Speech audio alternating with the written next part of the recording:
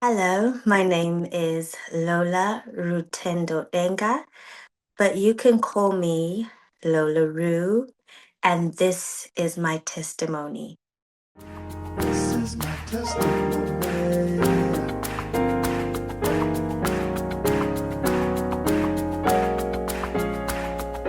This is my testimony of what He's done for me. This is my testimony. I've got a story to tell to the nation.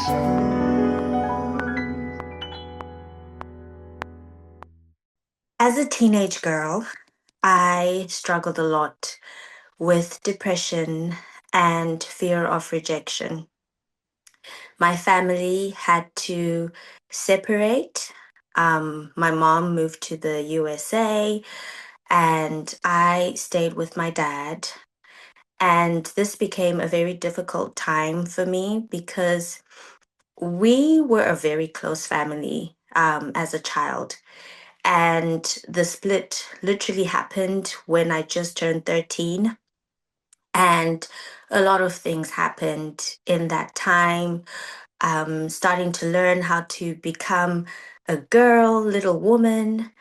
Um, and obviously, yes, I would have conversations with my mom, but it wasn't the same not having her around. And as a result, I found that I turned to boys. I turned to boys to seek validation, to seek love. And it would start off as just, simple friendships. And at a certain point, some of those friendships became sexual. And I found myself just depleting in confidence, in self esteem, in my self worth, in my self value. And this led me to a very deep season of depression. And during this season, I found myself turning to a lot of writing because I didn't feel like people understood me. Yes, I had friends in high school, but I always felt like I'm in the room, but I'm not able to connect with anyone. My grades started dropping. I used to be such an ambitious girl. And by the time I was 16, a friend of mine introduced me to her youth group. And it's in this youth group that I started growing in understanding what it meant to follow Jesus. And I believe this is really where the turn really started. So when I gave my life to Jesus, I really started writing even more and journaling. And I didn't know what it was then, but I started prophetic journaling. And I would really just use little notebooks. I remember going through so many notebooks, and sometimes they'd even be mathematical notebooks. Just as long as I could get myself onto a book, I would be writing. I would find myself in the living room on the floor, just sitting and hearing what I felt the Lord was leading, the different visions, the different dreams, some things about my future as well, including what my future husband, um, the ministry that he would be in. And I found myself growing in such a strong passion for prayer and praying for people as well. So, and yes, I would say the journey really, really just continued. But as much as I continued to grow spiritually, I would still battle um, with depression a lot of the times. And I remember this one time thinking to myself, I would love to start a magazine to really just start spreading light, on the issues surrounding depression and peer pressure and the things that we go through as a young girl at the time. But little did I know that this was the beginning of an author being birthed. And there was a time when I thought to myself, you know what? I wonder what it would take to actually write a book.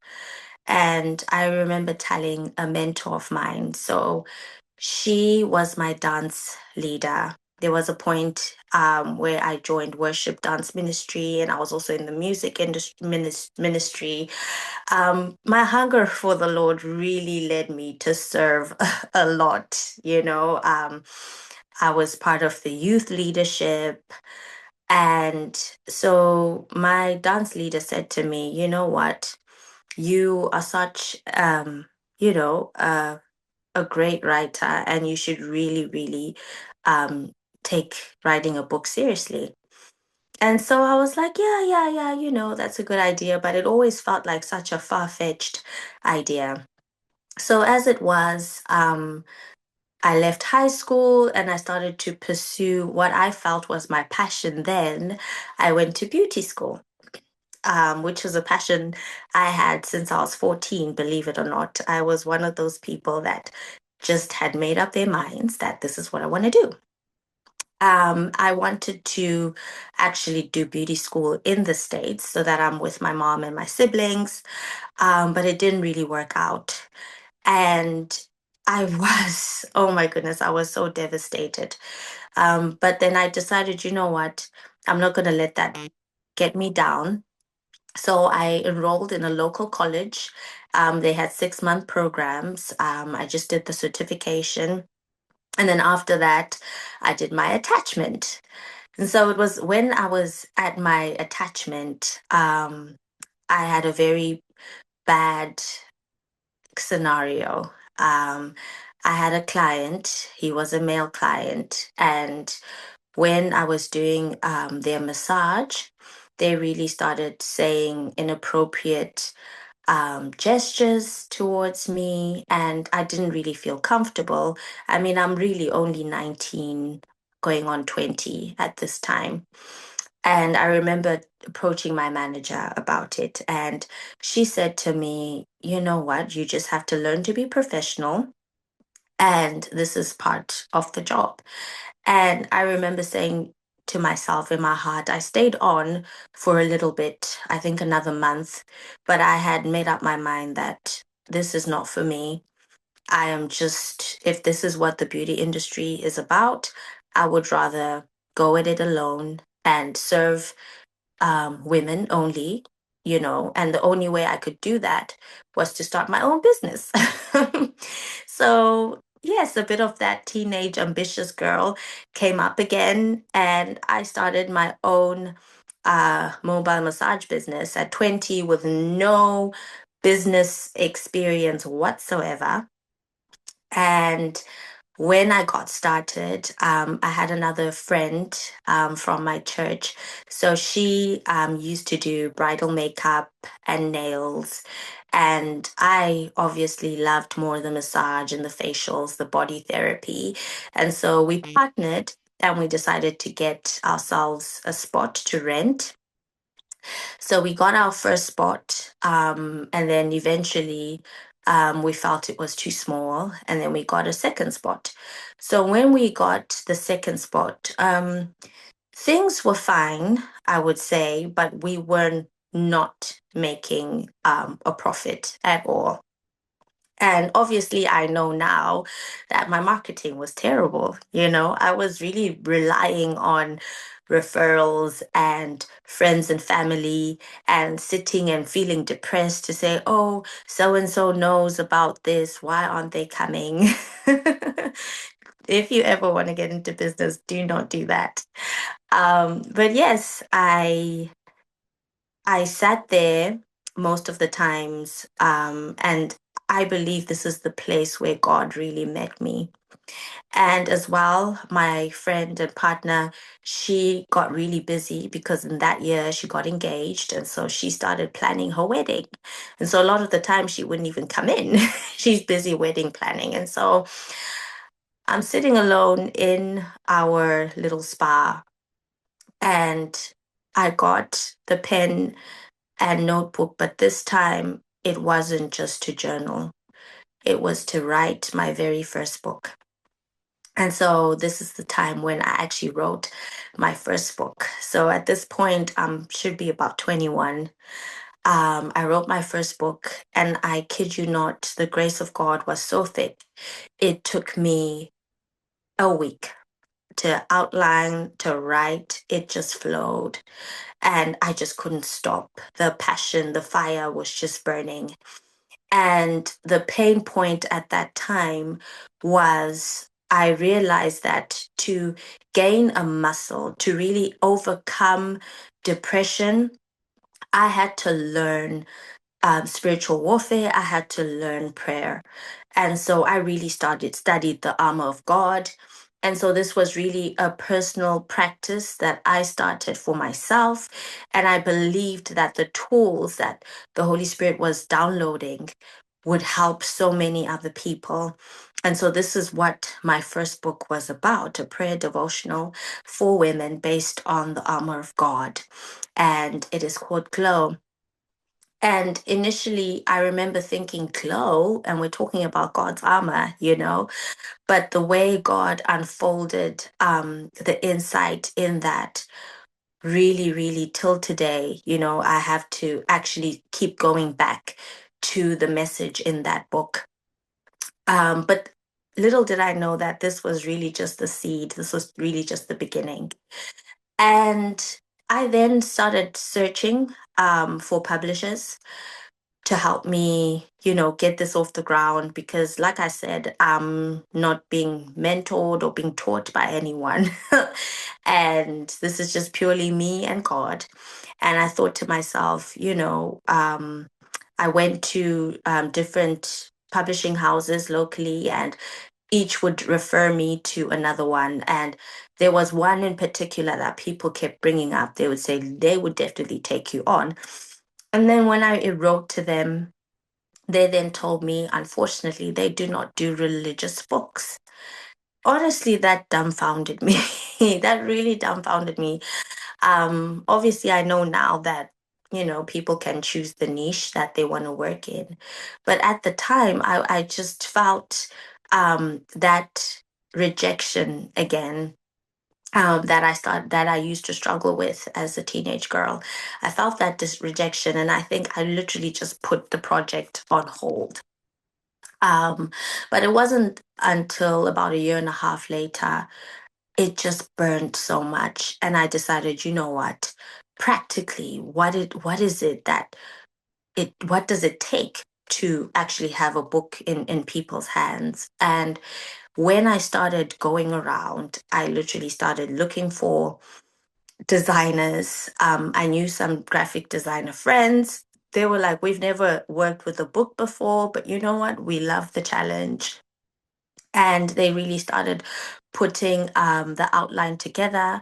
And as that was happening, one of the people in the graphic design team said, you know what, they know someone who's actually a publishing consultant. And I was like, what is that? And how come I've never heard of it all this time?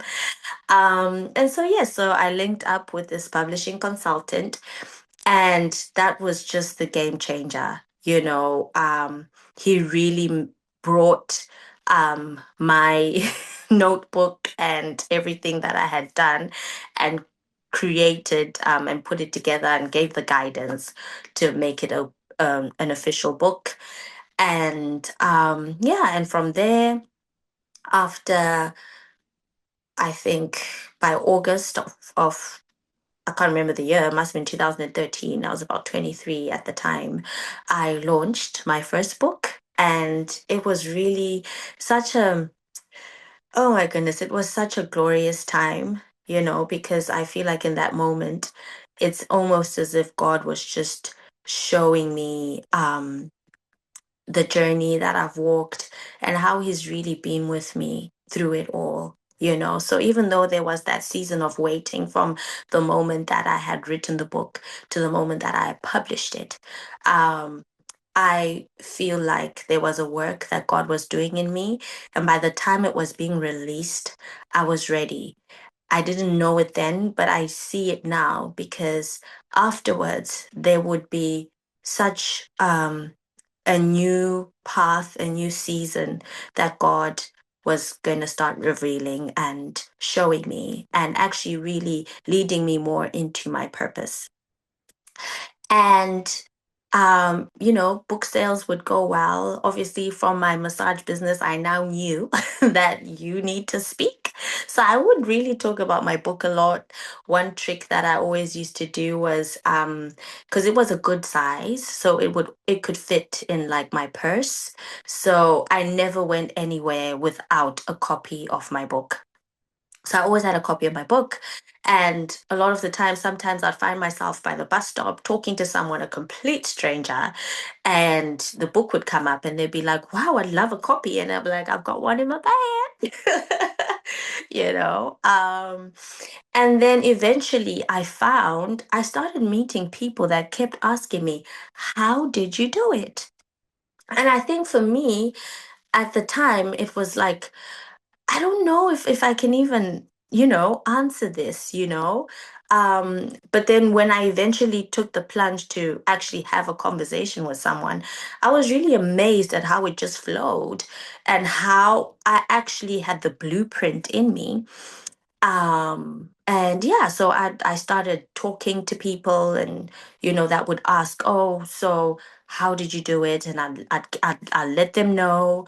Some people would actually message me, some time later, like 6 months later or 1 year later. They'd be like, oh wow, Lola, look, I've published my book. And I'm like, wow, this is awesome. She really pushed me, um, helped me come up with an offer, helped me create my first mini course on book writing.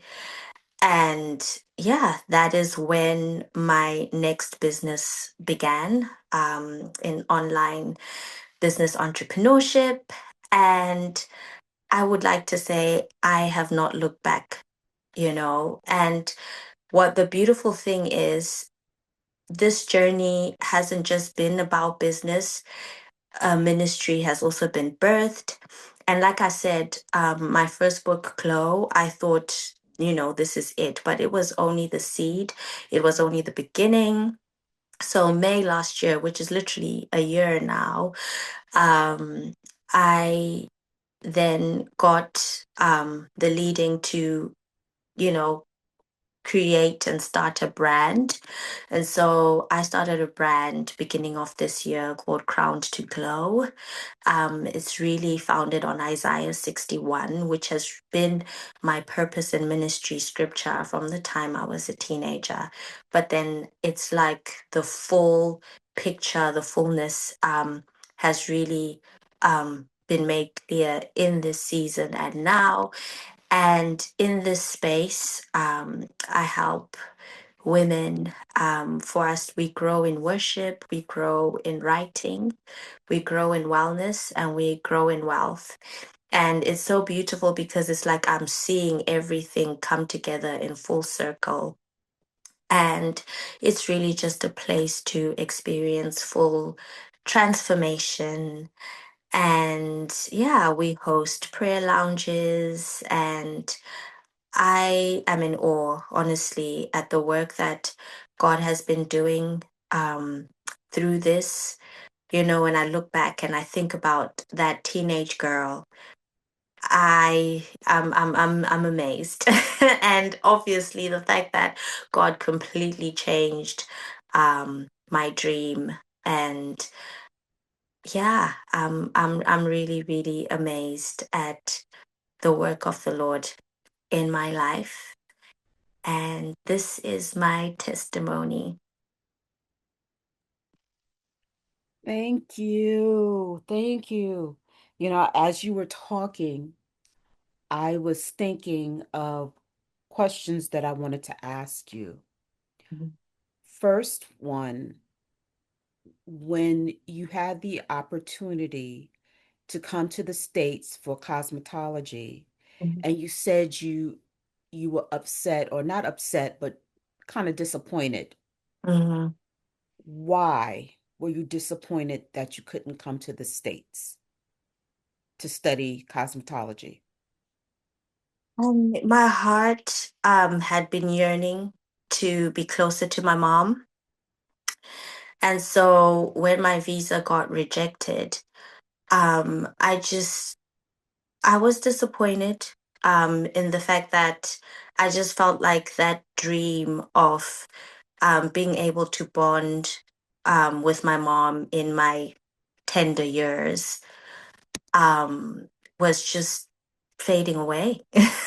I felt like it was fading away. So it was really more about reconnecting with my mom and my siblings.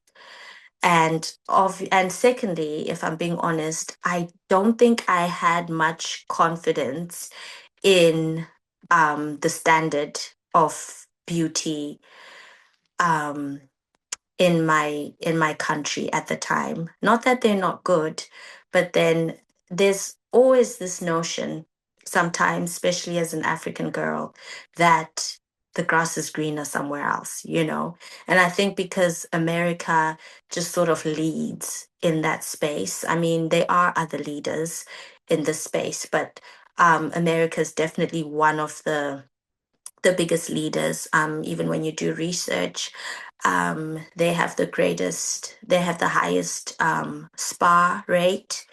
There's more spas in the USA than anywhere else, you know. So that really was the disappointment. So it's kind of like choosing between, option A being, you know, the the 3 course or 6 course meal, and then option B would be like simple sandwiches.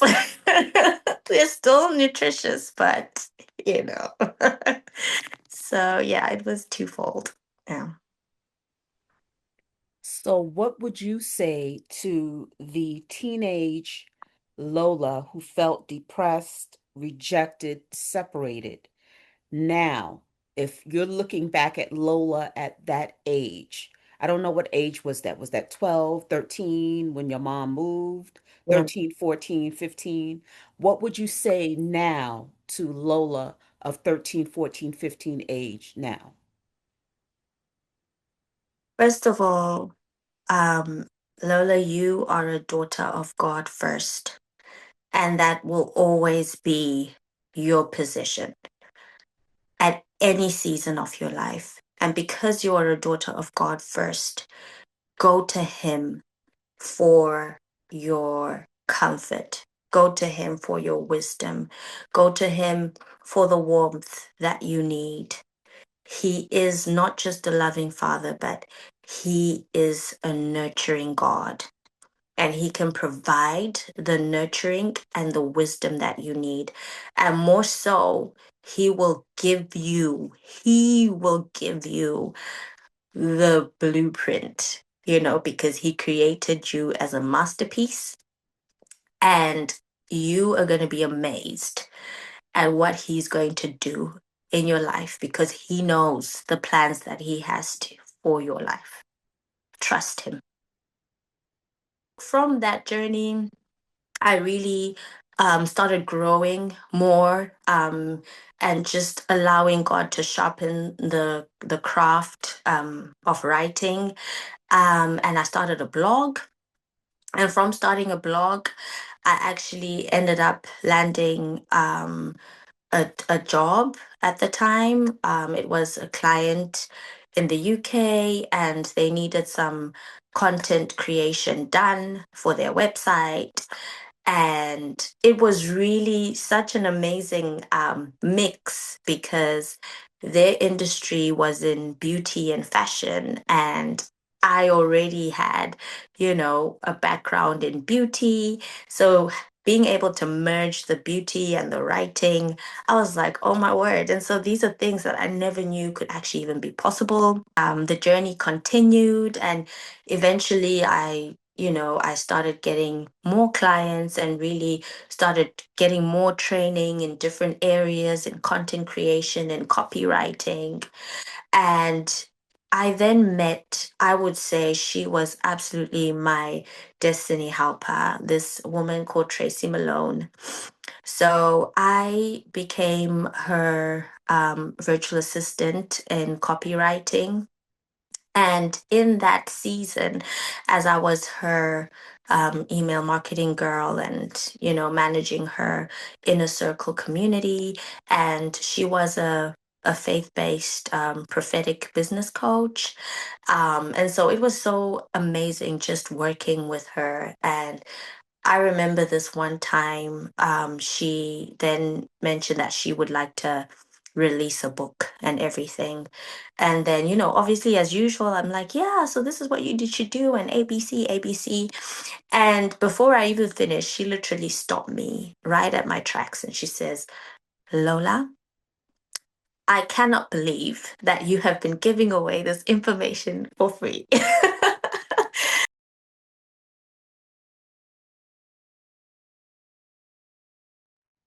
Oh, wow. If I'm being completely honest, it looked different in different seasons. Um, but I will start with what has been consistent. What has been consistent is definitely the power of worship and praise. I cannot emphasize that enough. That power to know to go to Him because the warfare begins in the mind. I know we've heard that a lot, but if we can master um, just taking thoughts captive. And so that's for me was the main warfare. Oh my goodness. Taking thoughts captive because obviously the subconscious and my default belief system, the faulty belief system that I had to work through about me not being good enough would always want to come to the party and make unnecessary noise. So being able to, really take up, the sword of the Spirit, God's word, and really just find myself spending time with him, and it's not about the length, but it's about actually coming to God honestly, you know, and not suppressing things. So I would um, struggle with suppressing things a lot. I guess that's why I love writing because then I can actually express. But then even then, there were seasons where even though I knew that journaling, writing are things that helped, I wouldn't even go to it. And so, but worship would definitely break me free. And I would just, feel the expression and the flow coming back again.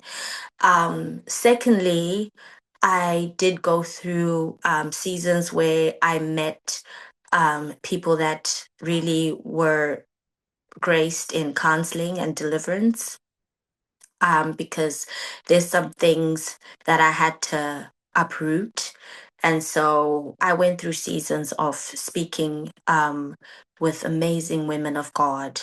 And I say seasons deliberately because, for sure, at different points of my life, there were different people that I would meet and speak with. And it's like in each moment, a different yeah, a different layer, I guess, is being uncovered.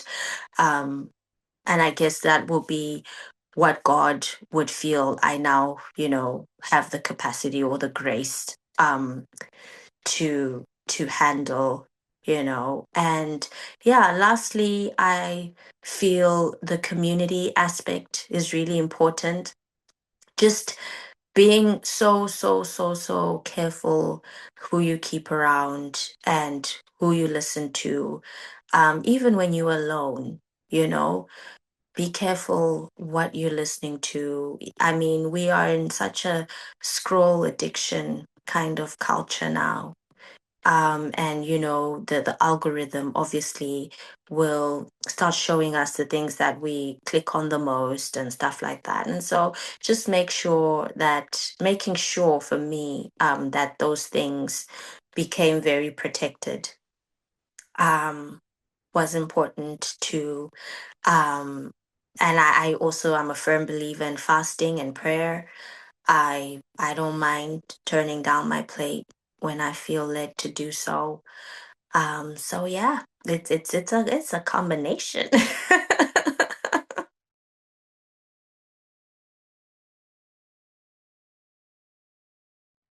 First of all, I really want you to know that you are loved. You may not feel it right now, but you have been loved with an everlasting love. And you are unique.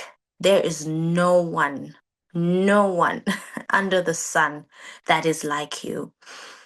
And the pain that you are experiencing right now, when you give it to God, He can turn it into purpose. He can turn it into passion. He can turn it into something so beautiful. And healing is possible. It may feel like a never ending cycle, a never ending pattern, but healing is possible. But you have to reach out and desire it and want it. And I want you to also know that you can do anything you put your mind to. You absolutely can. You really, really can. And good things are in store.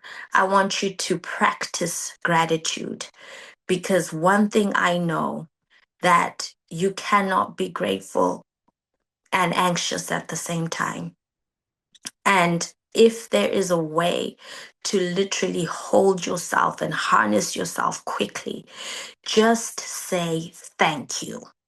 Thank you that I am breathing. Thank you that I can see. Thank you that I am in good health, even though I don't feel it. Just say thank you because there is power in your gratitude. And I want you to allow yourself to dream. I want you to allow yourself to write that vision down. You may feel like it's so far and so unreachable, but you do not know what God can do in an instant. So I want you to allow yourself for hope to arise again. I want you to go into nature, appreciate your surroundings, appreciate the sky, appreciate the trees, see the beauty around you, see the beauty around you and just be present. Be present in that moment. Allow yourself to feel a different feeling because I know that depression can really feel like such a stronghold. But allow yourself to start deliberately and intentionally feeling a whole new feeling. And eventually, I know eventually you will testify that you are experiencing a joy that you've never known before. And I speak the joy of the Lord over you. I speak his favor. I speak his love. I speak his embrace. And I say that feeling, that depression, it has no power over you in the name of Jesus. And you are free to be who God has called you to be. I am Lola Ru, and this is my testimony. This is my testimony.